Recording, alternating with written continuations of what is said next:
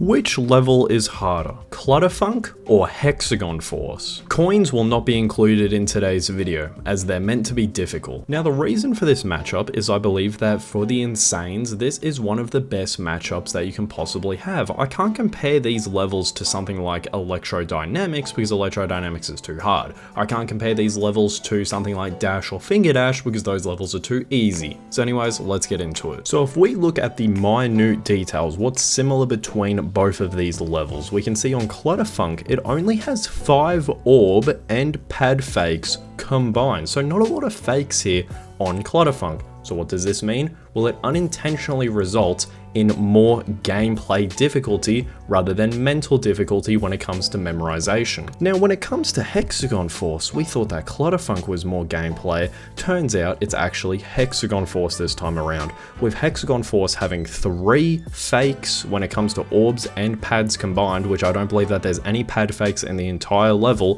which 2 of them, if I'm not mistaken, are X'd out, similar to what we spoke about with our Demons video, with Theory of Everything 2's orb fakes being X'd out. So not only does Hexagon Force have less fakes when it comes to the orbs and pads, this also means that they're way easier to read. So these 2 levels are very heavy when it comes to the difficulty within gameplay. Now both of these levels introduce something, with Clutterfunk introducing the mini, so therefore everything's mini, and then Hexagon Force introducing the dual. Now we won't make this video too subjective, so I'm not going to say that I believe that the dual is more difficult than the mini, for example. Rather, I'm actually going to compare how long each level prioritizes their new gameplay change. When taking a look at Clutterfunk, this easily uses its new game mode more, with 1 minute and 21 seconds of game time using mini gameplay, compared to Hexagon Force using the dual for a minuscule, in comparison,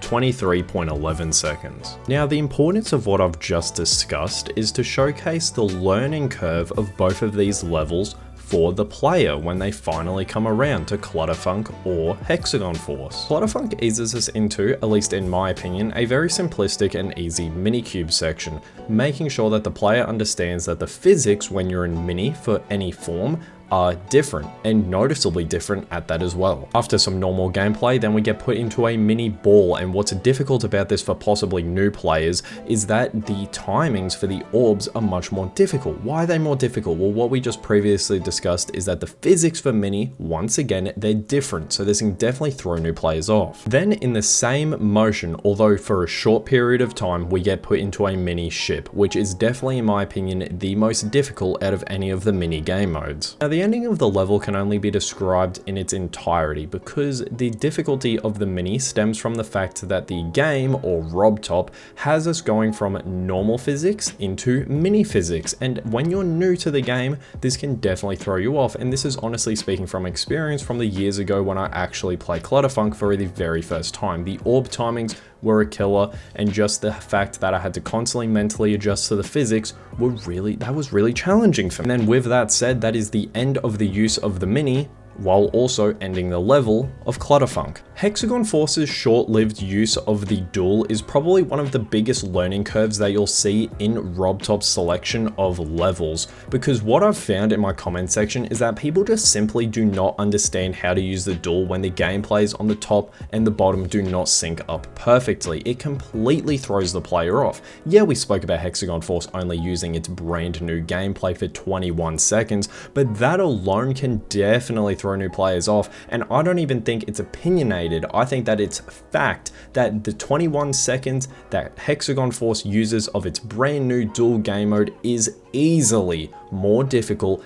than Clutterfunk. Now, something that is noteworthy is that the time between the first duel and the second duel, starting off with the ball section, is 12 seconds. So I guess you could count this as a chance for the player to recalibrate their mind and kind of have a rest period, because I think that we can all agree that the cube sections are much easier than they are for the dual sections. Adding on to that, the difference between the dual ball hole section, I'll just count it as the dual ball section, and then the dual slowed down mini ship is 17 seconds, so more time for the player to be able to recalibrate. And you would have caught me saying something just then, the dual mini. So that brings us into our next argument as well. So what's noteworthy about that? It's because Clutterfunk came out before Hexagon Force. Clutterfunk never had the chance to utilize the duel. This then results in, once again, another short-lived duel section, although definitely another learning curve, being the duel mini ball.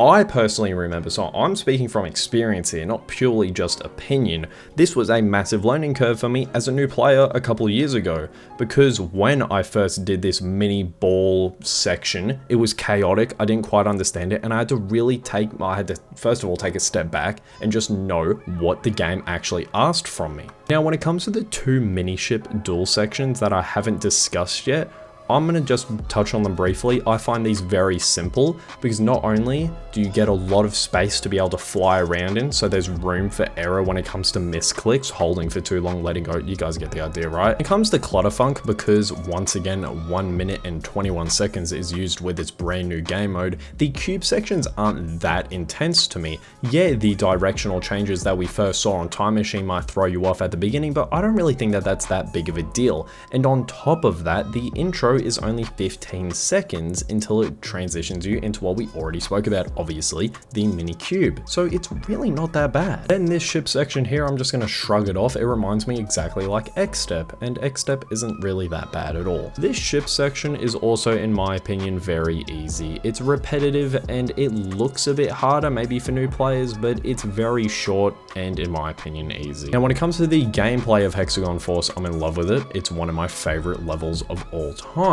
When it comes to the difficulty, I'm unimpressed, because when it comes to these cube sections, when it comes to this ship section where you can hit your head and let go and just stay letting go for many of the parts, it's not that difficult at all. It's really not. The ball section, no fakes. Then it transitions us into this cube section where once you get your timings right for the jumps of the slopes, it's not that bad either. And then we're in a duel section, which we're not counting right now. Probably the hardest section out of the non-duel bits, we have a bunch of orb gameplay, with two of the orbs being X'd out, similar to what I discussed when I spoke about Theory of Everything 2 in the Demons video. That's easy to avoid. You're not falling for that. Then this mini UFO section is completely filler. No one is dying here, I can guarantee you that much. Then this ship section here, after the mini dual ship, it's very easy. It honestly reminds me of Blast Processing in a way. Then we get put into another cube section, which is reminiscent of what I've recently spoke about. So I'm not going to just sit here and yap. Look at that, another fake that's X'd out. It's easy to read.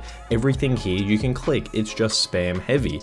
Everyone should be able to do that. Then to end off Clutterfunk, we have a very slow normal ship where even going through the coin route is, in my opinion, arguably easier. When it comes to what level I believe is harder, what's more difficult, I think that my answer is quite easy. I'm going to be giving it to Clutterfunk.